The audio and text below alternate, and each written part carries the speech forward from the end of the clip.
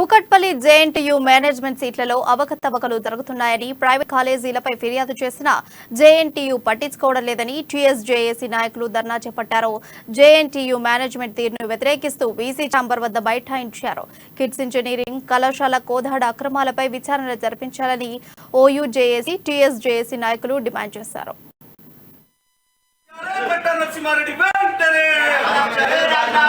JNTU పరిధిలో సూర్యాపేట జిల్లా కోదాడలో ఉన్నటువంటి కిడ్స్ ఇంజనీరింగ్ మహిళా కళాశాలకు సంబంధించినటువంటి విషయంలో ఈరోజు ఉస్మానియా యూనివర్సిటీకి సంబంధించినటువంటి జేఏసీగా, అదేవిధంగా ఆ కళాశాలకు గుర్తింపు లేకున్నా, అదేవిధంగా కళాశాలకు సంబంధించినటువంటి ఏఐసిటి నిబంధనల ప్రకారము భూమి లేకున్నా, కళాశాలకు ఉన్నటువంటి భూమిని వేరే మండలంలో ఏదైతే దొంగ డాక్యుమెంట్లు సృష్టించి, ఫేక్ డాక్యుమెంట్లు సృష్టించి వేరే మండలంలో ఉన్నటువంటి భూములను చూపిస్తూ అక్రమంగా నడిపిస్తున్నటువంటి కళాశాలపై చర్యలు తీసుకోవాలని చెప్పేసి కూడా గతంలో 2 సంవత్సరాల నుంచి వీసీ గారిని కానీ, రిజిస్ట్రార్ గారిని కానీ, ఉన్నతాధికారులను, మంత్రులను కలిసినా కానీ ప్రయోజనం లేదు.